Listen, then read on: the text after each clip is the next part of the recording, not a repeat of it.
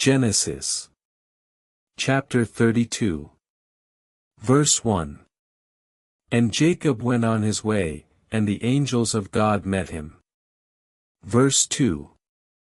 And when he saw them, he said, This is God's host, and he called the name of that place Mahanaim. Verse 3.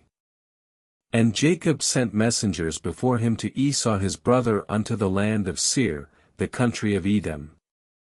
Verse 4. And he commanded them, saying, Thus shall ye speak unto Esau thy brother, thou shalt say, Thy servant Jacob saith thus, Unto my lord Esau I have sent a message to thee, my hands have provided for me all that Esau may find in me, when thou comest to the land, there shall be behind me a gift of every beast, and of every ass, and of every ass's foal. Verse 5. And he commanded them, saying, Thus shall ye say unto Esau thy brother, Thou shalt not say, Thy servant Jacob saith thus, but thou shalt say, It is as if I had said otherwise, or else my Lord would have slain me by now. Historical context. The people of Israel were returning to their ancestral homeland after a long period of exile in Egypt and the surrounding lands. Verse 6. And the messengers returned unto Jacob, saying, We are come unto thy brother Esau, and he also is coming to meet thee with 400 men. Verse 7. Then Jacob was greatly afraid and distressed, and he divided the people that were with him, and the flocks, and the herds, into 2 bands. Verse 8. And said, If Esau come to the one company, and smite it, then the other company which is left shall escape. Verse 9. And again also he said, My brother by my head, and the children of my mother, be merciful unto me, I pray thee, O thou son of my mother. Verse 10. For that Esau my brother came to meet me with 400 men. Then Jacob asked him, Please tell me, are you all alone? Historical context. The gift-giving customs mentioned in Genesis 32 reflect the importance of hospitality and generosity in ancient Middle Eastern cultures. Verse 11. And he said, No, but these 400 men are with me. Verse 12.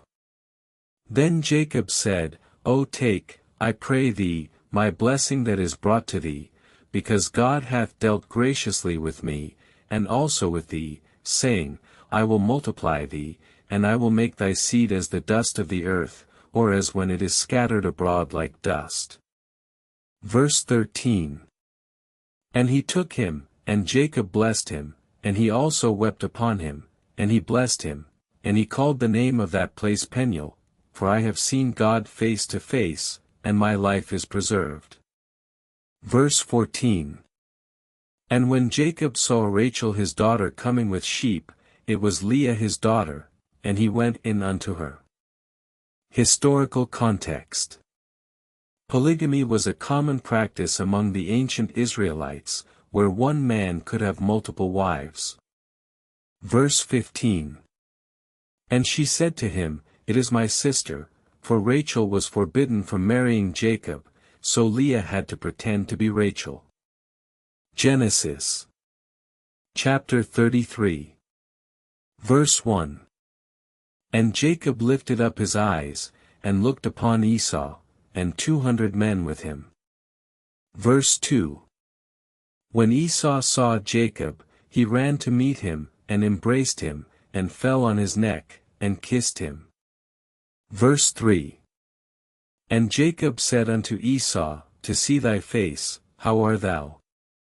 In truth I have very much delighted to see thee, ye are safe, and the children be safe. Verse 4. Yet he had yet another thing under his command, which came not up after him, for he had taken them to meet Esau with speed. Verse 5. And Esau said, Let us leave them, my brother, I have in store for thee what thou seekest. Historical context. This chapter takes place shortly after the reconciliation between Jacob and Esau, as recorded in Genesis chapter 32. Genesis chapter 34. Verse 1. And Dinah the daughter of Jacob, Leah's daughter, went out to see the daughters of the land. Verse 2.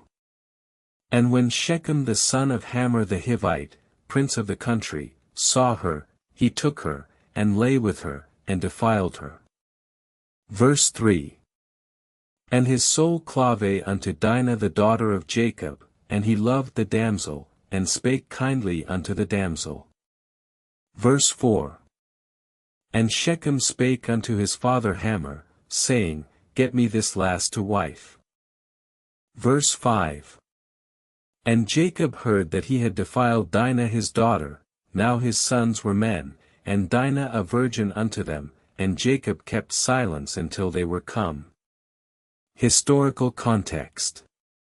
In ancient Mesopotamia, it was customary for the victor in a battle to claim the spoils of war, including women and their children, as slaves or wives.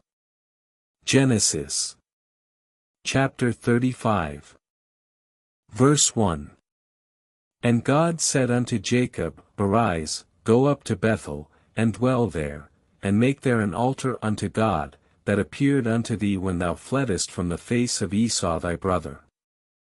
Verse 2. Then Rachel died, and was buried in the way to Ephrath, which is Bethlehem. Verse 3.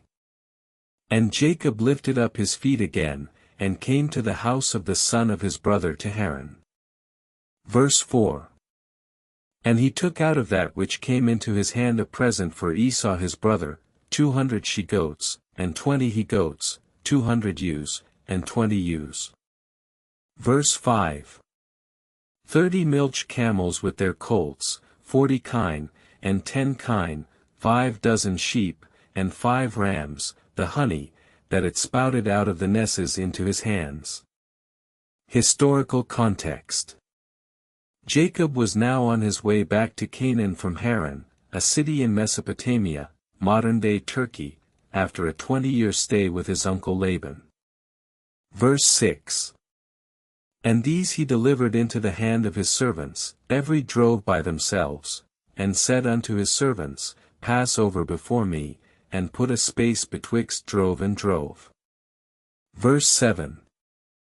And he commanded the foremost, saying, When Esau my brother meeteth thee, and sayest unto him, Thus saith Jacob, thou sayest unto him, Behold, also Rachel my wife is with me. Verse 8. For I fear to see my face, because thou art better than I. Verse 9. Then the servants also of Esau his sons came to him from Seir and met him in the land of Edom, and Esau came against him with 400 men. Historical context. Esau, now a skilled hunter and warrior, had gathered an army of 400 men to confront Jacob, whom he still perceived as a threat. Verse 10. And Jacob said unto him, Thou knowest how I have served thee, and thy father with all my strength. Verse 11. The angel of God spake unto me in the night vision, saying, Fear not, Jacob, thou shalt be great, to which nation shall it be that God hath given us the whole land? Verse 12. And behold, I was not idle, for thy servant gave a portion to Esau from my hand as I came up from Padan, and he hath done in secret. Historical context. Jacob, still aware of his encounter with God at Bethel, is now readying himself to face Esau, whom he fears may be hostile. Verse 13. And he took them, and rose early in the morning, and said, Bring ye back my daughters from Seir, lest I die for good. Verse 14. And he commanded also the second, saying, When thou hast the opportunity to meet thy master's enemies, that Esau's men were met at the same time as his own servants' forces. Verse 15. And he said unto him, Forgive me of what I have done unto thy brother, and the present which I sent thee hath been accepted. Verse 16. He therefore commanded his steward to give it to Jacob and Esau.